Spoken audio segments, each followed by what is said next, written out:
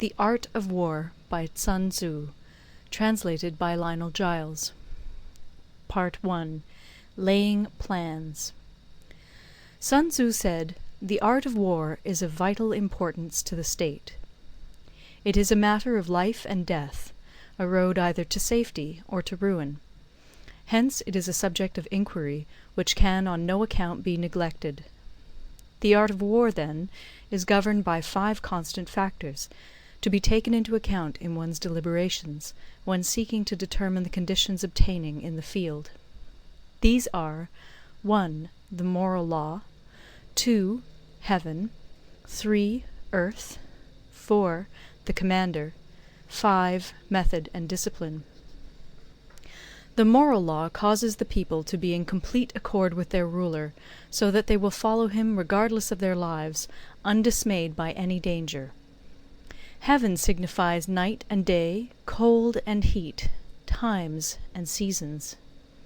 Earth comprises distances, great and small, danger and security, open ground and narrow passes, the chances of life and death.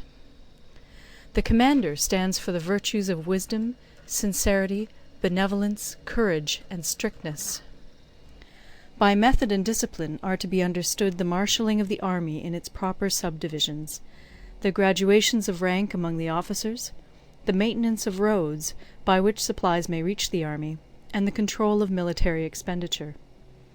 These 5 heads should be familiar to every general. He who knows them will be victorious.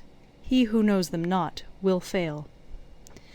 Therefore, in your deliberations, when seeking to determine the military conditions, let them be made the basis of a comparison in this wise. 1. Which of the 2 sovereigns is imbued with the moral law? 2. Which of the 2 generals has most ability? 3. With whom lie the advantages derived from heaven and earth? 4. On which side is discipline most rigorously enforced? 5. Which army is stronger? 6. On which side are officers and men more highly trained? 7. In which army is there the greater constancy both in reward and punishment? By means of these 7 considerations I can forecast victory or defeat. The general that hearkens to my counsel and acts upon it will conquer. Let such a one be retained in command. The general that hearkens not to my counsel nor acts upon it will suffer defeat. Let such a one be dismissed. While heeding the profit of my counsel, avail yourself also of any helpful circumstances over and beyond the ordinary rules.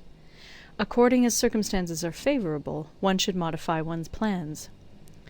All warfare is based on deception. Hence, when able to attack, we must seem unable. When using our forces, we must seem inactive. When we are near, we must make the enemy believe we are far away. When far away, we must make him believe we are near. Hold out baits to entice the enemy. Feign disorder and crush him. If he is secure at all points, be prepared for him. If he is in superior strength, evade him. If your opponent is of choleric temper, seek to irritate him. Pretend to be weak, that he may grow arrogant. If he is taking his ease, give him no rest. If his forces are united, separate them. Attack him where he is unprepared. Appear where you are not expected.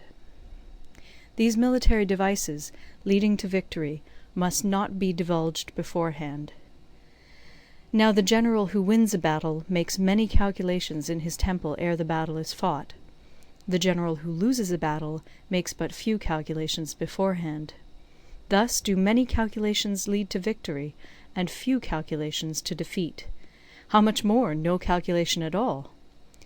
It is by attention to this point that I can foresee who is likely to win or lose. End of Part 1. Part 2. Waging War. Sun Tzu said, "In the operations of war, where there are in the field 1,000 swift chariots, as many heavy chariots, and 100,000 mail-clad soldiers, with provisions enough to carry them 1,000 li, the expenditure at home and at the front, including entertainment of guests, small items such as glue and paint, and sums spent on chariots and armour, will reach the total of 1,000 ounces of silver per day. Such is the cost of raising an army of 100,000 men. When you engage in actual fighting, if victory is long in coming, then men's weapons will grow dull and their ardour will be damped. If you lay siege to a town, you will exhaust your strength. Again, if the campaign is protracted, the resources of the state will not be equal to the strain. Now, when your weapons are dulled, your ardour damped, your strength exhausted, and your treasure spent, other chieftains will spring up to take advantage of your extremity. Then no man, however wise, will be able to avert the consequences that must ensue. Thus, though we have heard of stupid haste in war, cleverness has never been seen associated with long delays. There is no instance of a country having benefited from prolonged warfare. It is only one who is thoroughly acquainted with the evils of war that can thoroughly understand the profitable way of carrying it on. The skilful soldier does not raise a second levy. Neither are his supply wagons loaded more than twice. Bring war material with you from home, but forage on the enemy. Thus the army will have food enough for its needs. Poverty of the state exchequer causes an army to be maintained by contributions from a distance. Contributing to maintain an army at a distance causes the people to be impoverished.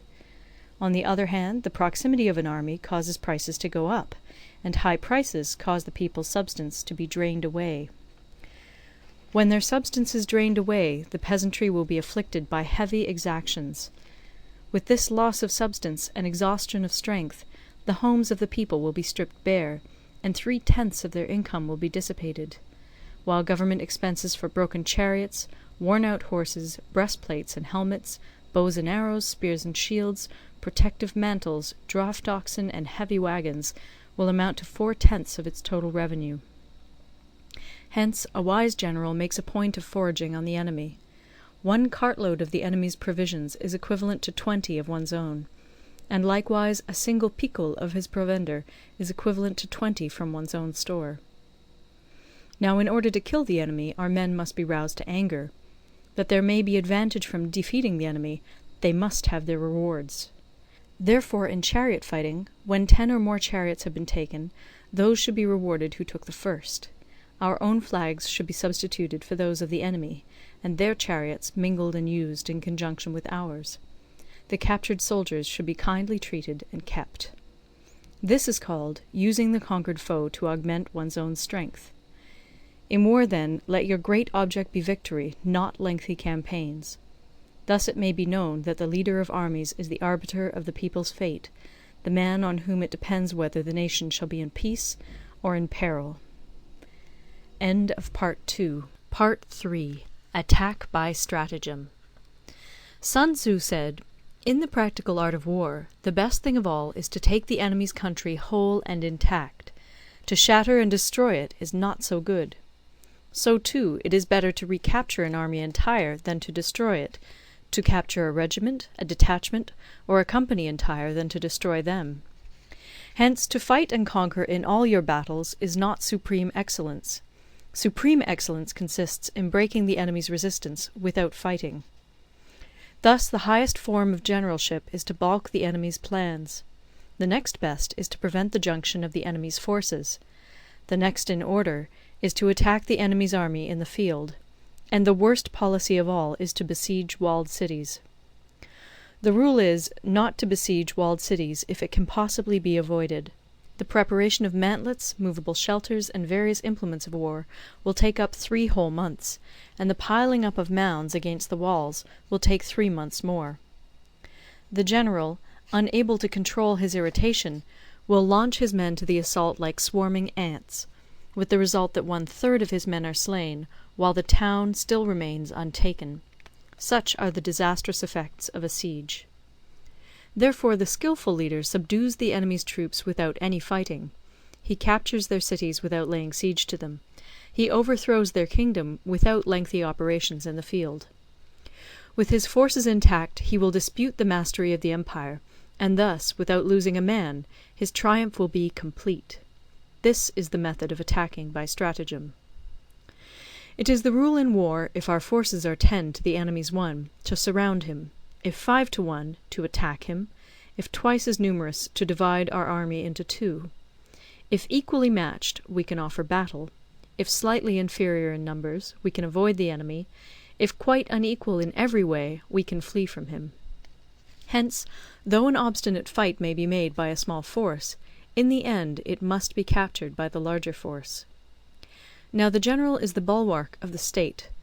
If the bulwark is complete at all points, the state will be strong; if the bulwark is defective, the state will be weak. There are 3 ways in which a ruler can bring misfortune upon his army. 1. By commanding the army to advance or to retreat, being ignorant of the fact that it cannot obey. This is called hobbling the army. 2. By attempting to govern an army in the same way as he administers a kingdom, being ignorant of the conditions which obtain in an army. This causes restlessness in the soldiers' minds. 3. By employing the officers of his army without discrimination through ignorance of the military principle of adaptation to circumstances. This shakes the confidence of the soldiers. But when the army is restless and distrustful, trouble is sure to come from the other feudal princes. This is simply bringing anarchy into the army, and flinging victory away. Thus we may know that there are 5 essentials for victory. 1. He will win who knows when to fight and when not to fight. 2. He will win who knows how to handle both superior and inferior forces. 3. He will win whose army is animated by the same spirit throughout all its ranks. 4. He will win who, prepared himself, waits to take the enemy unprepared. 5. He will win who has military capacity and is not interfered with by the sovereign. Hence the saying, if you know the enemy and know yourself, you need not fear the result of 100 battles. If you know yourself, but not the enemy, for every victory gained you will also suffer a defeat. If you know neither the enemy nor yourself, you will succumb in every battle. End of Part 3. Part 4. Tactical Dispositions. Sun Tzu said, "The good fighters of old first put themselves beyond the possibility of defeat, and then waited for an opportunity of defeating the enemy. To secure ourselves against defeat lies in our own hands, but the opportunity of defeating the enemy is provided by the enemy himself. Thus the good fighter is able to secure himself against defeat, but cannot make certain of defeating the enemy. Hence the saying, one may know how to conquer without being able to do it." Security against defeat implies defensive tactics. Ability to defeat the enemy means taking the offensive. Standing on the defensive indicates insufficient strength; attacking, a superabundance of strength. The general who is skilled in defence hides in the most secret recesses of the earth. He who is skilled in attack flashes forth from the topmost heights of heaven. Thus, on the one hand, we have ability to protect ourselves; on the other, a victory that is complete. To see victory only when it is within the ken of the common herd is not the acme of excellence. Neither is it the acme of excellence if you fight and conquer, and the whole empire says, "Well done!"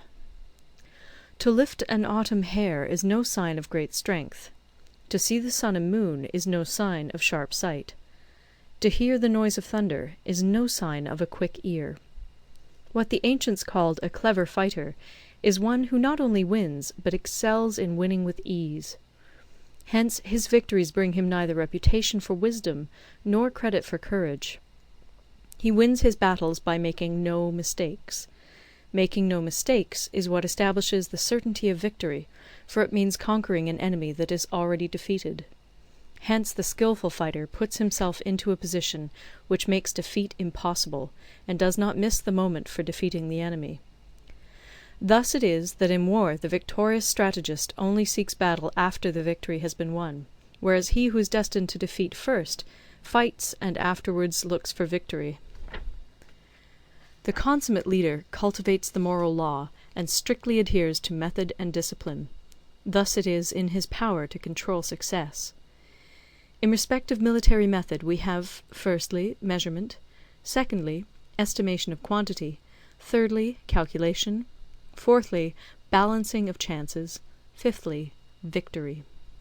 Measurement owes its existence to earth; estimation of quantity to measurement; calculation to estimation of quantity; balancing of chances to calculation; and victory to balancing of chances.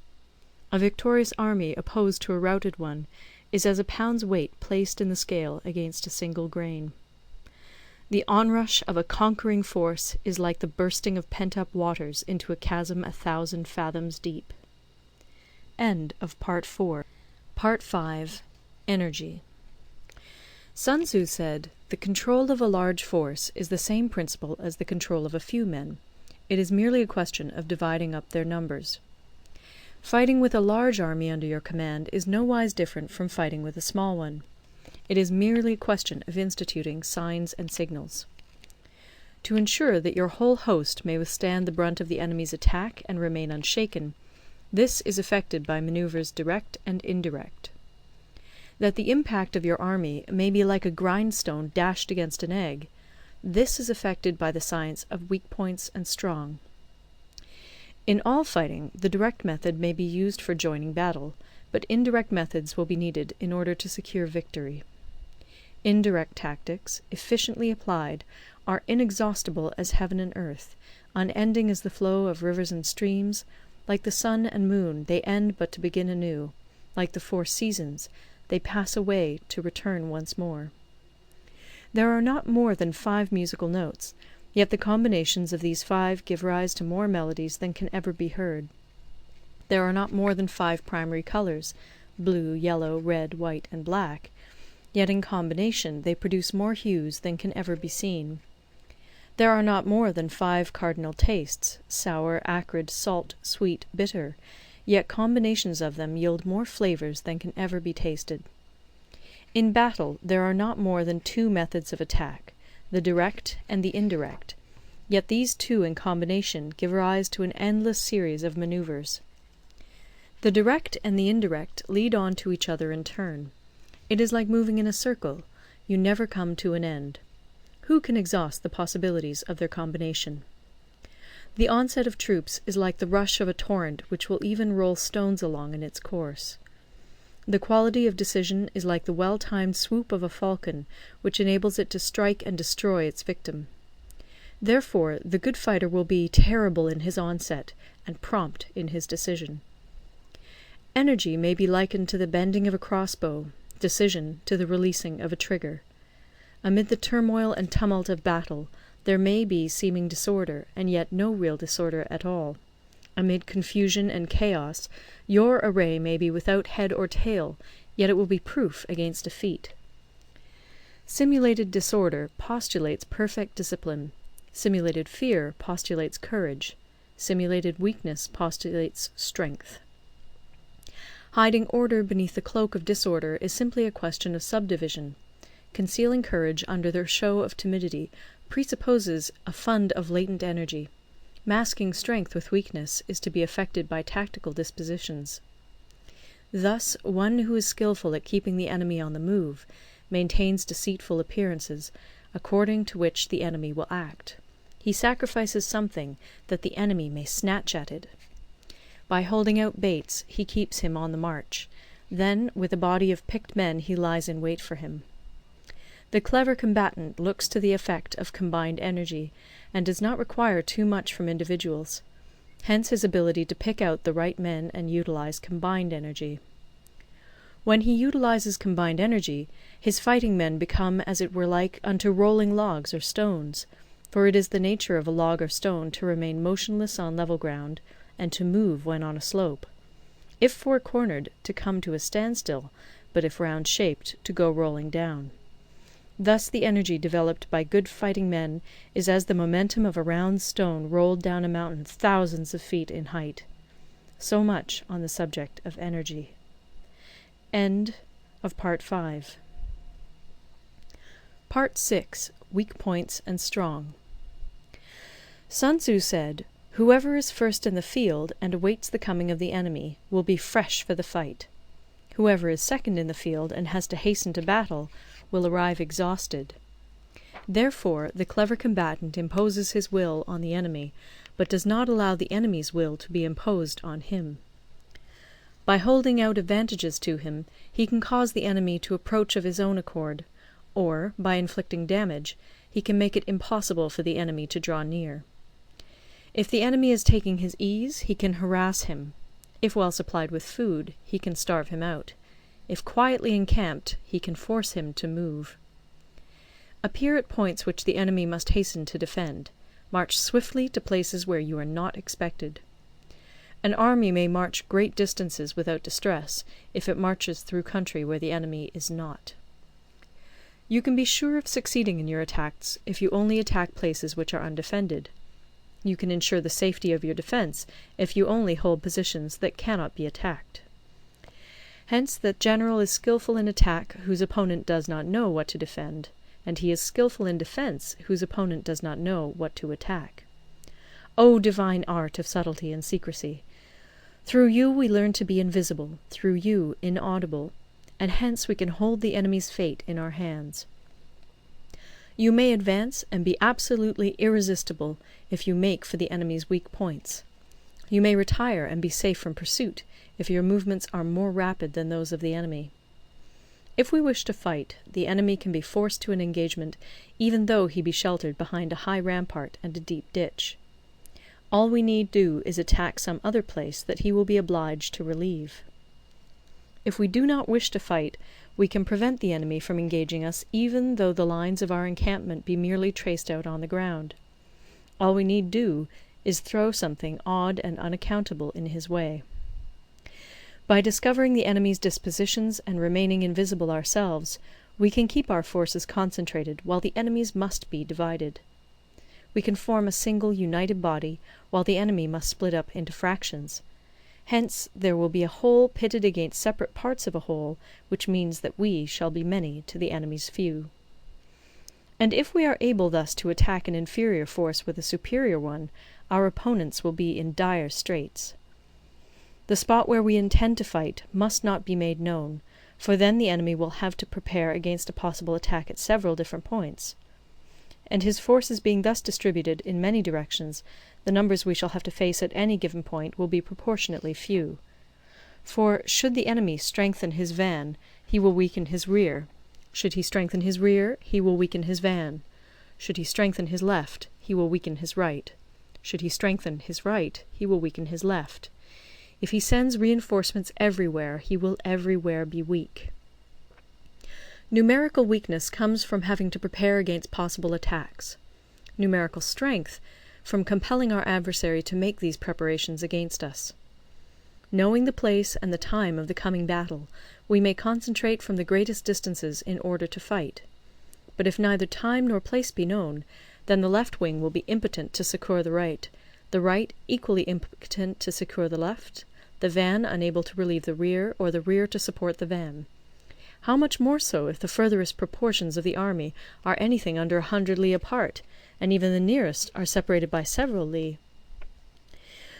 Though according to my estimate the soldiers of Yue exceed our own in number, that shall advantage them nothing in the matter of victory. I say then that victory can be achieved. Though the enemy be stronger in numbers, we may prevent him from fighting. Scheme so as to discover his plans and the likelihood of their success. Rouse him, and learn the principle of his activity or inactivity. Force him to reveal himself, so as to find out his vulnerable spots. Carefully compare the opposing army with your own, so that you may know where strength is superabundant and where it is deficient. In making tactical dispositions, the highest pitch you can attain is to conceal them. Conceal your dispositions, and you will be safe from the prying of the subtlest spies, from the machinations of the wisest brains. How victory may be produced for them out of the enemy's own tactics, that is what the multitude cannot comprehend. All men can see the tactics whereby I conquer, but what none can see is the strategy out of which victory is evolved. Do not repeat the tactics which have gained you one victory, but let your methods be regulated by the infinite variety of circumstances. Military tactics are like unto water, for water in its natural course runs away from high places and hastens downwards. So in war, the way is to avoid what is strong and to strike at what is weak. Water shapes its course according to the nature of the ground over which it flows. The soldier works out his victory in relation to the foe whom he is facing. Therefore, just as water retains no constant shape, in warfare there are no constant conditions. He who can modify his tactics in relation to his opponent and thereby succeed in winning may be called a heaven-born captain. The 5 elements, water, fire, wood, metal, earth, are not always equally predominant. The 4 seasons make way for each other in turn. There are short days and long. The moon has its periods of waning and waxing. End of Part 6. Recorded in Toronto, Ontario by Moira Fogarty, October 2006.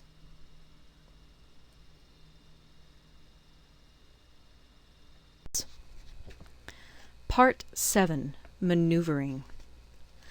Sun Tzu said, "In war, the general receives his commands from the sovereign. Having collected an army and concentrated his forces, he must blend and harmonize the different elements thereof before pitching his camp. After that comes tactical maneuvering, than which there is nothing more difficult. The difficulty of tactical maneuvering consists in turning the devious into the direct, and misfortune into gain. Thus, to take a long and circuitous route, after enticing the enemy out of the way, and those starting after him, to contrive to reach the goal before him, shows knowledge of the artifice of deviation. Maneuvering with an army is advantageous, with an undisciplined multitude most dangerous. If you set a fully equipped army in march in order to snatch an advantage, the chances are that you will be too late. On the other hand, to detach a flying column for the purpose involves the sacrifice of its baggage and stores. Thus, if you order your men to roll up their buff coats and make forced marches without halting day or night, covering double the usual distance at a stretch, doing 100 li in order to wrest an advantage, the leaders of all your 3 divisions will fall into the hands of the enemy. The stronger men will be in front, the jaded ones will fall behind, and on this plan only 1/10 of your army will reach its destination. If you march 50 li in order to outmaneuver the enemy, you will lose the leader of your first division, and only half your force will reach the goal. If you march 30 li with the same object, 2/3 of your army will arrive. We may take it then that an army without its baggage train is lost. Without provisions, it is lost. Without bases of supply, it is lost. We cannot enter into alliances until we are acquainted with the designs of our neighbours.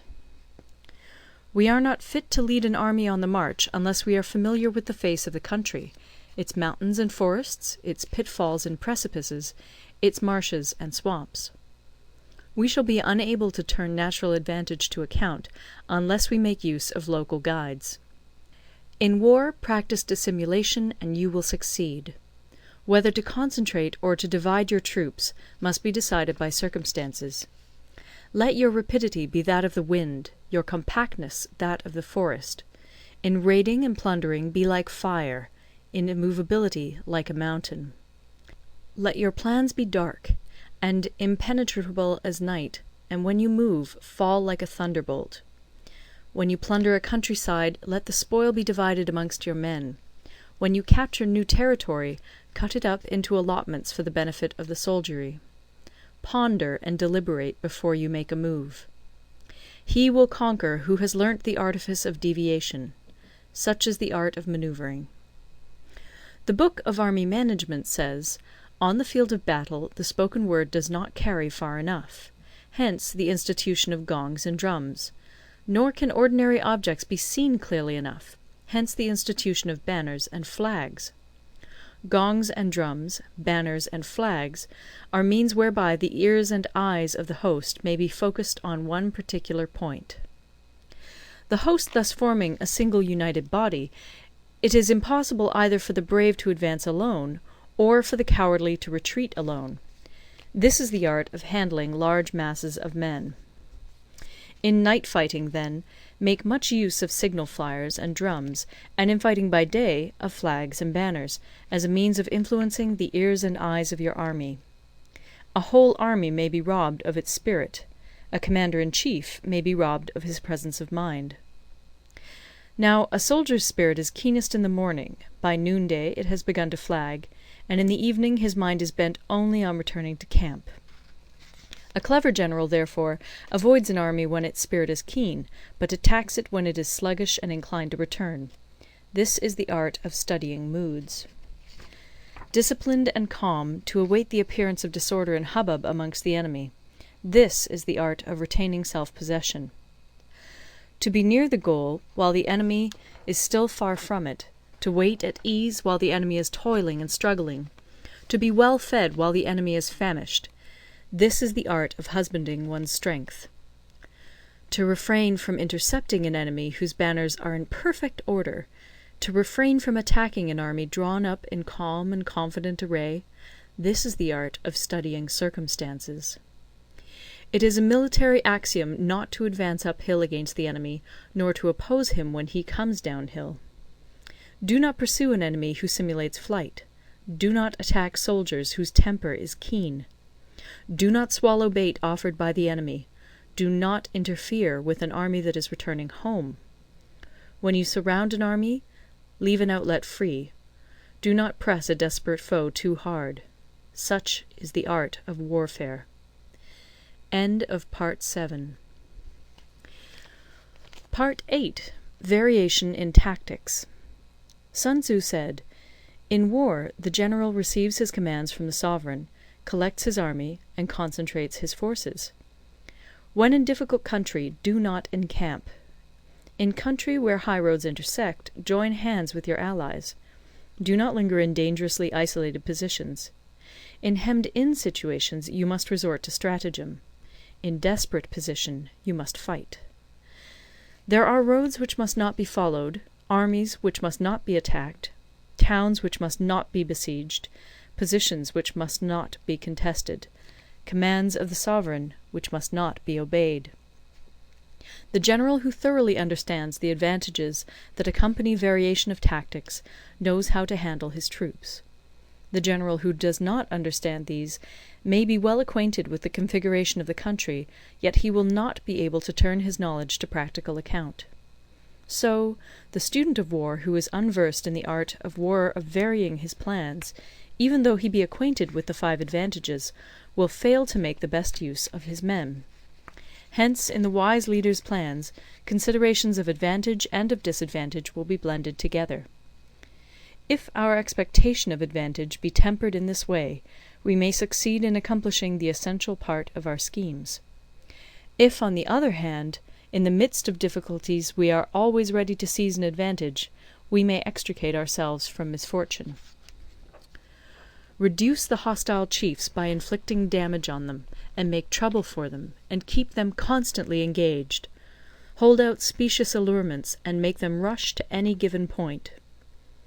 The art of war teaches us to rely not on the likelihood of the enemy's not coming, but on our own readiness to receive him, not on the chance of his not attacking, but rather on the fact that we have made our position unassailable. There are 5 dangerous faults which may affect a general. 1. Recklessness, which leads to destruction. 2. Cowardice, which leads to capture. 3. A hasty temper, which can be provoked by insults. 4. A delicacy of honour, which is sensitive to shame. 5. Over-solicitude for his men, which exposes him to worry and trouble. These are the 5 besetting sins of a general, ruinous to the conduct of war. When an army is overthrown and its leader slain, the cause will surely be found among these 5 dangerous faults. Let them be a subject of meditation. End of Part 9. Part 9. The Army on the March. Sun Tzu said, "We come now to the question of encamping the army, and observing signs of the enemy. Pass quickly over mountains, and keep in the neighbourhood of valleys. Camp in high places, facing the sun. Do not climb heights in order to fight." So much for mountain warfare. After crossing a river, you should get far away from it. When an invading force crosses a river in its onward march, do not advance to meet it in midstream. It will be best to let half the army get across, and then deliver your attack. If you are anxious to fight, you should not go to meet the invader near a river which he has to cross. Moor your craft higher up than the enemy, and facing the sun.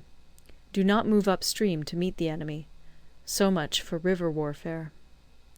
In crossing salt marshes, your sole concern should be to get over them quickly, without any delay. If forced to fight in a salt marsh, you should have water and grass near you, and get your back to a clump of trees. So much for operations in salt marshes.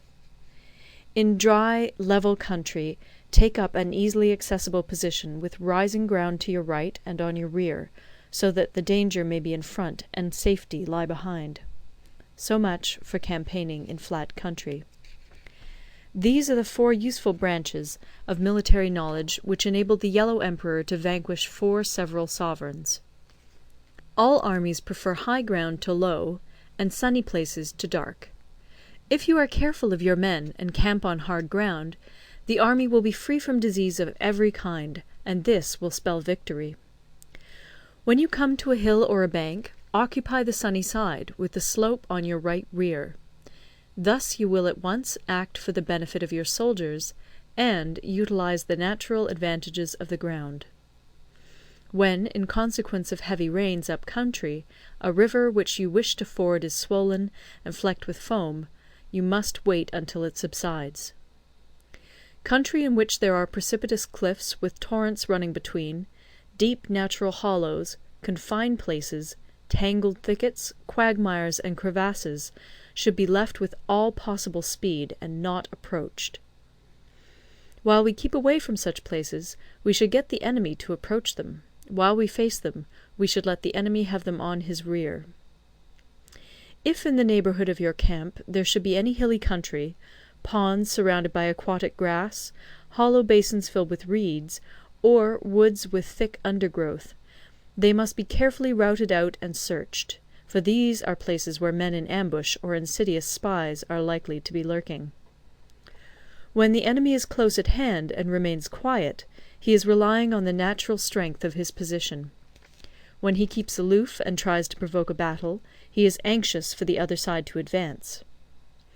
If his place of encampment is easy of access, he is tendering a bait. Movement amongst the trees of a forest shows that the enemy is advancing. The appearance of a number of screens in the midst of thick grass means that the enemy wants to make us suspicious. The rising of birds in their flight is the sign of an ambuscade. Startled beasts indicate that a sudden attack is coming. When there is dust rising in a high column, it is the sign of chariots advancing. When the dust is low, but spread over a wide area, it betokens the approach of infantry. When it branches out in different directions, it shows that parties have been sent to collect firewood. A few clouds of dust, moving to and fro, signify that the army is encamping. Humble words and increased preparations are signs that the enemy is about to advance. Violent language and driving forward as if to the attack are signs that he will retreat. When the light chariots come out first and take up a position on the wings, it is a sign that the enemy is forming for battle. Peace proposals unaccompanied by a sworn covenant indicate a plot. When there is much running about, and the soldiers fall into rank, it means that the critical moment has come. When some are seen advancing and some retreating, it is a lure. When the soldiers stand leaning on their spears, they are faint from want of food. If those who are sent to draw water begin by drinking themselves, the army is suffering from thirst. If the enemy sees an advantage to be gained and makes no effort to secure it, the soldiers are exhausted. If birds gather on any spot, it is unoccupied. Clamour by night betokens nervousness. If there is a disturbance in the camp, the general's authority is weak. If the banners and flags are shifted about, sedition is afoot. If the officers are angry, it means that the men are weary. When an army feeds its horses with grain and kills its cattle for food, and when the men do not hang their cooking pots over the campfires, showing that they will not return to their tents, you may know that they are determined to fight to the death. The sight of men whispering together in small knots, or speaking in subdued tones, points to disaffection amongst the rank and file. Too frequent rewards signify that the enemy is at the end of his resources. Too many punishments betray a condition of dire distress. To begin by bluster, but afterwards to take fright at the enemy's numbers, shows a supreme lack of intelligence. When envoys are sent with compliments in their mouths, it is a sign that the enemy wishes for a truce. If the enemy's troops march up angrily and remain facing ours for a long time without either joining battle or taking themselves off again, the situation is one that demands great vigilance and circumspection. If our troops are no more in number than the enemy, that is amply sufficient. It only means that no direct attack can be made. What we can do is simply to concentrate all our available strength, keep a close watch on the enemy, and obtain reinforcements. He who exercises no forethought, but makes light of his opponents, is sure to be captured by them. If soldiers are punished before they have grown attached to you, they will not prove submissive. And, unless submissive, they will be practically useless. If, when the soldiers have become attached to you, punishments are not enforced, they will still be useless. Therefore, soldiers must be treated in the first instance with humanity, but kept under control by means of iron discipline. This is a certain road to victory. If in training soldiers commands are habitually enforced, the army will be well disciplined. If not, its discipline will be bad. If a general shows confidence in his men, but always insists on his orders being obeyed, the gain will be mutual. End of Part 9. Part 10. Terrain. Sun Tzu said, we may distinguish 6 kinds of terrain, to wit, 1. Accessible ground, 2. Entangling ground, 3. Temporizing ground, 4. Narrow passes, 5. Precipitous heights, 6. Positions at a great distance from the enemy. Ground which can be freely traversed by both sides is called accessible. With regard to ground of this nature, be before the enemy in occupying the raised and sunny spots, and carefully guard your line of supplies. Then you will be able to fight with advantage. Ground which can be abandoned but is hard to reoccupy is called entangling. From a position of this sort, if the enemy is unprepared, you may sally forth and defeat him. But if the enemy is prepared for your coming, and you fail to defeat him, then, return being impossible, disaster will ensue. When the position is such that neither side will gain by making the first move, it is called temporizing ground. In a position of this sort, even though the enemy should offer us an attractive bait, it will be advisable not to stir forth, but rather to retreat, thus enticing the enemy in his turn. Then, when part of his army has come out, we may deliver our attack with advantage. With regard to narrow passes, if you can occupy them first, let them be strongly garrisoned and await the advent of the enemy. Should the army forestall you in occupying a pass, do not go after him if the pass is fully garrisoned, but only if it is weakly garrisoned. With regard to precipitous heights, if you are beforehand with your adversary, you should occupy the raised and sunny spots, and there wait for him to come up. If the enemy has occupied them before you, do not follow him, but retreat, and try to entice him away.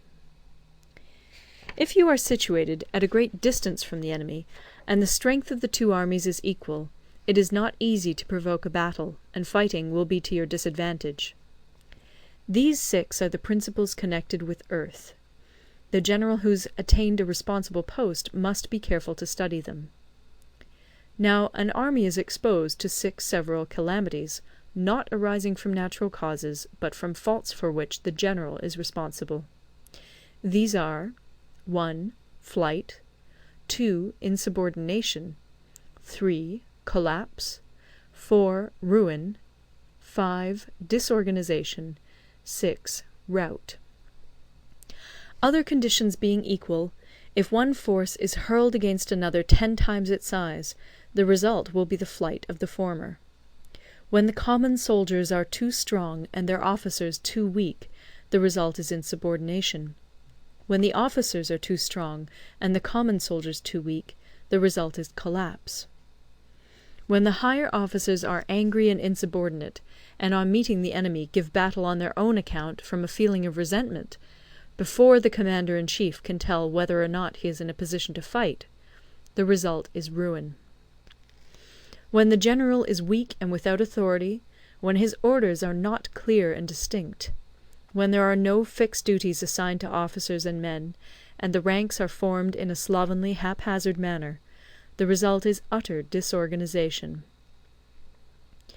When a general, unable to estimate the enemy's strength, allows an inferior force to engage a larger one, or hurls a weak detachment against a powerful one, and neglects to place picked soldiers in the front rank, the result must be rout.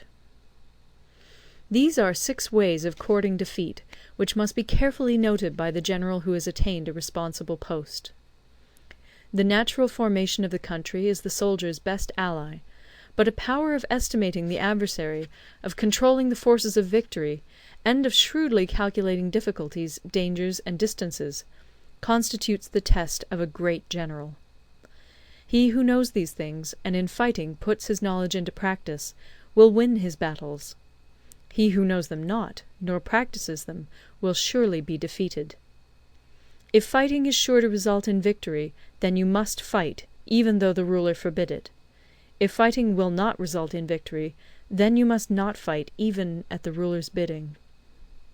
The general who advances without coveting fame, and retreats without fearing disgrace, whose only thought is to protect his country and do good service for his sovereign, is the jewel of the kingdom.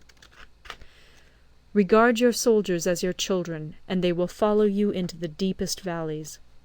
Look upon them as your own beloved sons, and they will stand by you even unto death. If, however, you are indulgent, but unable to make your authority felt, kind-hearted, but unable to enforce your commands, and incapable, moreover, of quelling disorder, then your soldiers must be likened to spoilt children. They are useless for any practical purpose. If we know that our own men are in a condition to attack, but are unaware that the enemy is not open to attack, we have gone only half-way towards victory. If we know that the enemy is open to attack, but are unaware that our own men are not in a condition to attack, we have gone only half-way towards victory. If we know that the enemy is open to attack, and also know that our men are in a condition to attack, but are unaware that the nature of the ground makes fighting impracticable, we have still only gone half-way towards victory. Hence the experienced soldier, once in motion, is never bewildered. Once he has broken camp, he is never at a loss. Hence the saying, "If you know the enemy and know yourself, your victory will not stand in doubt. If you know heaven and know earth, you may make your victory complete." End of Part 10. Part 11. The 9 Situations. Sun Tzu said, "The art of war recognizes 9 varieties of ground. 1. Dispersive ground. 2. Facile ground. 3. Contentious ground. 4. Open ground. 5. Ground of intersecting highways. 6. Serious ground. 7. Difficult ground. 8. Hemmed-in ground. 9. Desperate ground. When a chieftain is fighting in his own territory, it is dispersive ground. When he has penetrated into hostile territory, but to no great distance, it is facile ground. Ground the possession of which imports great advantage to either side is contentious ground. Ground on which each side has liberty of movement is open ground. Ground which forms the key to 3 contiguous states, so that he who occupies it first has most of the empire at his command, is a ground of intersecting highways. When an army has penetrated into the heart of a hostile country, leaving a number of fortified cities in its rear, it is serious ground. Mountain forests, rugged steeps, marshes, and fens, all country that is hard to traverse, this is difficult ground. Ground which is reached through narrow gorges, and from which we can only retire by tortuous paths, so that a small number of the enemy would suffice to crush a large body of our men, this is hemmed-in ground. ground on which we can only be saved from destruction by fighting without delay, is desperate ground. On dispersive ground, therefore, fight not. On facile ground, halt not. On contentious ground, attack not. On open ground, do not try to block the enemy's way. On the ground of intersecting highways, join hands with your allies. On serious ground, gather in plunder. In difficult ground, keep steadily on the march. On hemmed-in ground, resort to stratagem. On desperate ground, fight. Those who were called skilful leaders of old knew how to drive a wedge between the enemy's front and rear, to prevent cooperation between his large and small divisions, to hinder the good troops from rescuing the bad, the officers from rallying their men. When the enemy's men were united, they managed to keep them in disorder. When it was to their advantage, they made a forward move. When otherwise, they stopped still. If asked how to cope with a great host of the enemy in orderly array, and on the point of marching to the attack, I should say, begin by seizing something which your opponent holds dear. Then he will be amenable to your will. Rapidity is the essence of war. Take advantage of the enemy's unreadiness. Make your way by unexpected routes, and attack unguarded spots. The following are the principles to be observed by an invading force.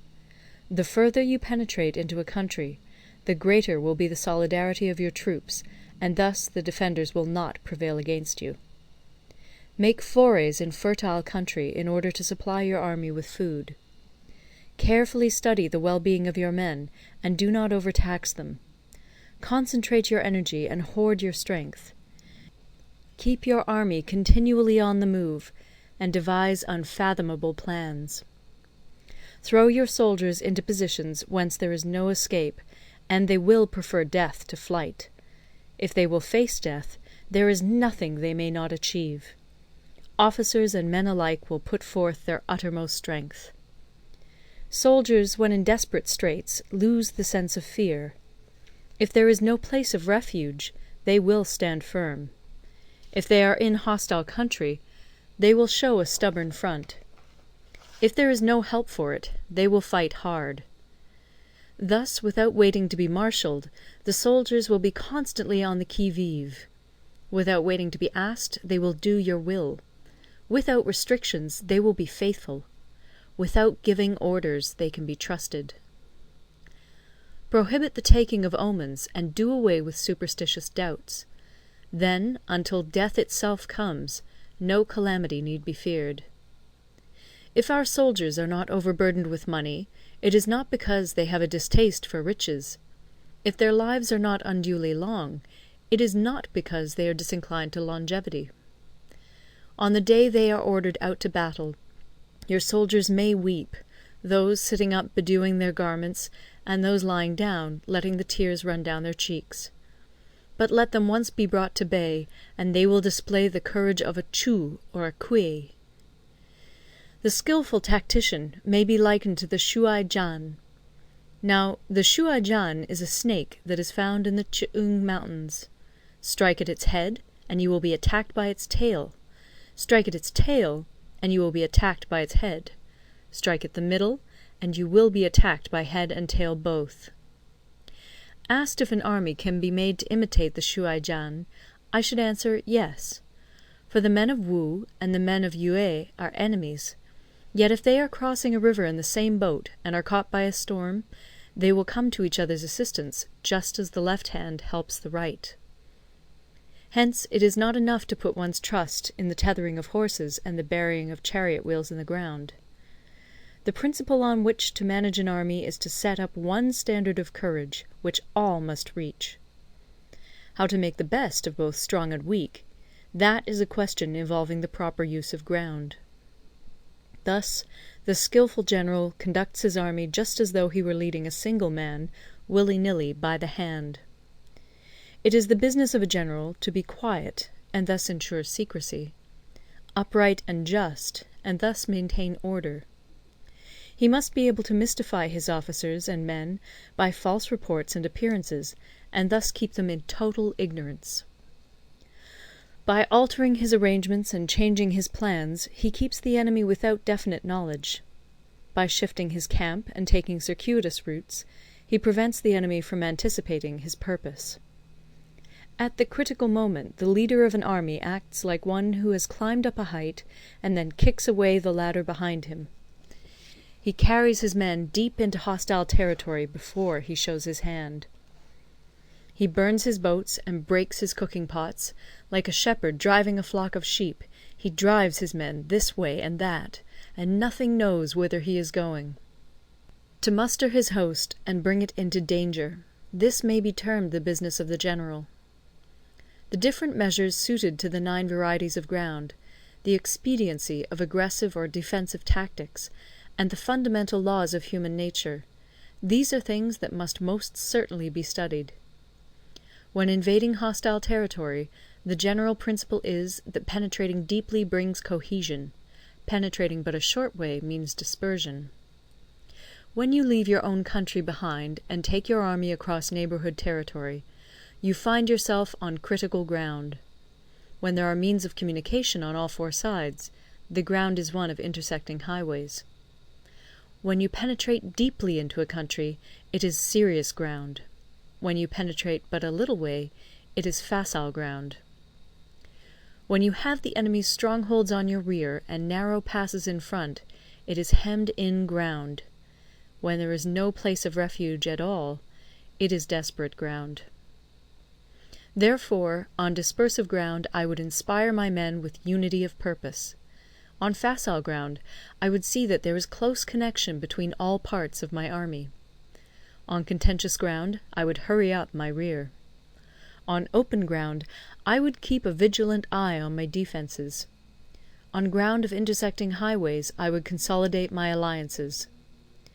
On serious ground I would try to ensure a continuous stream of supplies. On difficult ground I would keep pushing on along the road. On hemmed-in ground I would block any way of retreat. On desperate ground I would proclaim to my soldiers the hopelessness of saving their lives. For it is the soldier's disposition to offer an obstinate resistance when surrounded, to fight hard when he cannot help himself, and to obey promptly when he has fallen into danger. We cannot enter into alliance with neighbouring princes until we are acquainted with their designs. We are not fit to lead an army on the march unless we are familiar with the face of the country, its mountains and forests, its pitfalls and precipices, its marshes and swamps. We shall be unable to turn natural advantages to account unless we make use of local guides. To be ignored of any one of the following 4 or 5 principles does not befit a warlike prince. When a warlike prince attacks a powerful state, his generalship shows itself in preventing the concentration of the enemy's forces. He overawes his opponents, and their allies are prevented from joining against him. Hence he does not strive to ally himself with all and sundry, nor does he foster the power of other states. He carries out his own secret designs, keeping his antagonists in awe. Thus he is able to capture their cities and overthrow their kingdoms. Bestow rewards without regard to rule, issue orders without regard to previous arrangements, and you will be able to handle a whole army as though you had to do with but a single man. Confront your soldiers with the deed itself. Never let them know your design. When the outlook is bright, bring it before their eyes, but tell them nothing when the situation is gloomy. Place your army in deadly peril, and it will survive. Plunge it into desperate straits, and it will come off in safety. For it is precisely when a force has fallen into harm's way that it is capable of striking a blow for victory. Success in warfare is gained by carefully accommodating ourselves to the enemy's purpose. By persistently hanging on the enemy's flank, we shall succeed in the long run in killing the commander-in-chief. This is called ability to accomplish a thing by sheer cunning. On the day that you take up your command, block the frontier passes, destroy the official tallies, and stop the passage of all emissaries. Be stern in the council chamber, so that you may control the situation. If the enemy leaves the door open, you must rush in. Forestall your opponent by seizing what he holds dear, and subtly contrive to time his arrival on the ground. Walk in the path defined by rule, and accommodate yourself to the enemy until you can fight a decisive battle. At first, then, exhibit the coyness of a maiden, until the enemy gives you an opening. Afterwards emulate the rapidity of a running hare, and it will be too late for the enemy to oppose you. End of Part 11. Recorded in Toronto, Ontario, by Moira Fogarty, October 2006.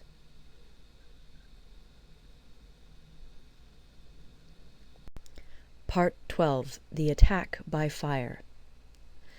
Sun Tzu said, "There are 5 ways of attacking with fire. The first is to burn soldiers in their camp. The second is to burn stores. The third is to burn baggage trains. The fourth is to burn arsenals and magazines. The fifth is to hurl dropping fire amongst the enemy." In order to carry out an attack, we must have means available.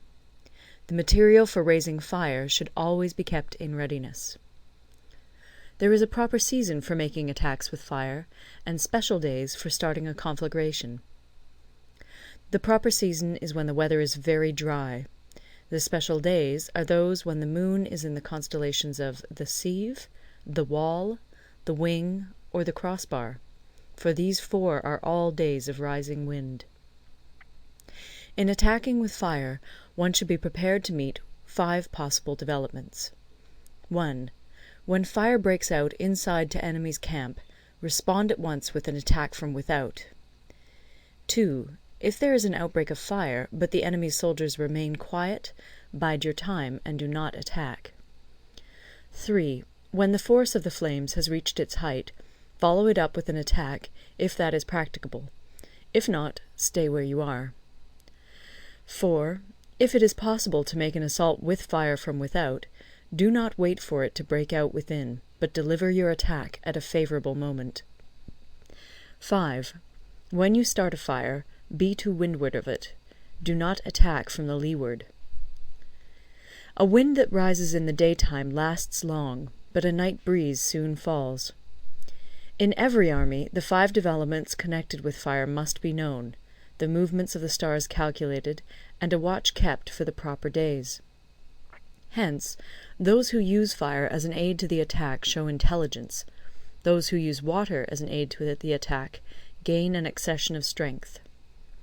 By means of water, an enemy may be intercepted, but not robbed of all his belongings. Unhappy is the fate of one who tries to win his battles and succeed in his attacks without cultivating the spirit of enterprise, for the result is a waste of time and general stagnation. Hence the saying, "The enlightened ruler lays his plans well ahead. The good general cultivates his resources." Move not unless you see an advantage. Use not your troops unless there is something to be gained. Fight not unless the position is critical. No ruler should put troops into the field merely to gratify his own spleen. No general should fight a battle simply out of pique. If it is to your advantage, make a forward move. If not, stay where you are. Anger may in time change to gladness.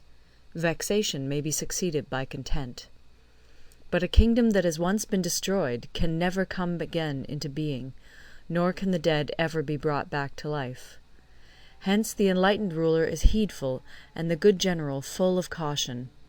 This is the way to keep a country at peace and an army intact. End of Part 12. Part 13. The Use of Spies. Sun Tzu said, "Raising a host of 100,000 men and marching them great distances entails heavy loss on the people and a drain on the resources of the state. The daily expenditure will amount to 1,000 ounces of silver. There will be commotion at home and abroad, and men will drop down exhausted on the highways. As many as 700,000 families will be impeded in their labour. Hostile armies may feast each other for years, striving for the victory which is decided in a single day. This being so, to remain in ignorance of the enemy's condition simply because one grudges the outlay of 100 ounces of silver in honours and emoluments is the height of inhumanity. One who acts thus is no leader of men, no present help to his sovereign, no master of victory. Thus, what enables the wise sovereign and the good general to strike and conquer and achieve things beyond the reach of ordinary men is foreknowledge. Now, this foreknowledge cannot be elicited from spirits. It cannot be obtained inductively from experience, nor by any deductive calculation. Knowledge of the enemy's dispositions can only be obtained from other men. Hence the use of spies, of whom there are 5 classes. 1. Local spies. 2. Inward spies. 3. Converted spies. 4. Doomed spies. 5. Surviving spies. When these 5 kinds of spy are all at work, none can discover the secret system. This is called divine manipulation of the threads. It is the sovereign's most precious faculty. Having local spies means employing the services of the inhabitants of a district. Having inward spies, making use of officials of the enemy. Having converted spies, getting hold of the enemy's spies and using them for our own purposes. Having doomed spies, doing certain things openly for purposes of deception, and allowing our spies to know of them and report them to the enemy. Surviving spies, finally, are those who bring back news from the enemy's camp. Hence it is that none in the whole army are more intimate relations to be maintained than with spies. None should be more liberally rewarded. In no other business should greater secrecy be preserved. Spies cannot be usefully employed without a certain intuitive sagacity. They cannot be properly managed without benevolence and straightforwardness. Without subtle ingenuity of mind, one cannot make certain of the truth of their reports. Be subtle, and use your spies for every kind of business. If a secret piece of news is divulged by a spy before the time is ripe, he must be put to death together with the man to whom the secret was told. Whether the object be to crush an army, to storm a city, or to assassinate an individual, it is always necessary to begin by finding out the names of the attendants, the aides-de-camp, and doorkeepers and sentries of the general in command. Our spies must be commissioned to ascertain these. The enemy's spies, who have come to spy on us, must be sought out, tempted with bribes, led away, and comfortably housed. Thus they will become converted spies and available for our service. It is through the information brought by the converted spy that we are able to acquire and employ local and inward spies. It is owing to this information again that we can cause the doomed spy to carry false tidings to the enemy. Lastly, it is by this information that the surviving spy can be used on appointed occasions. The end and aim of spying in all its 5 varieties is knowledge of the enemy, and this knowledge can only be derived in the first instance from the converted spy. Hence it is essential that the converted spy be treated with the utmost liberality. Of old, the rise of the Yin dynasty was due to Yi Qi, who had served under the Xia. Likewise, the rise of the Chu dynasty was due to Liu Ya, who had served under the Yin. Hence it is only the enlightened ruler and the wise general who will use the highest intelligence of the army for purposes of spying, and thereby they achieve great results. Spies are a most important element in water, because on them depends an army's ability to move. End of the Art of War.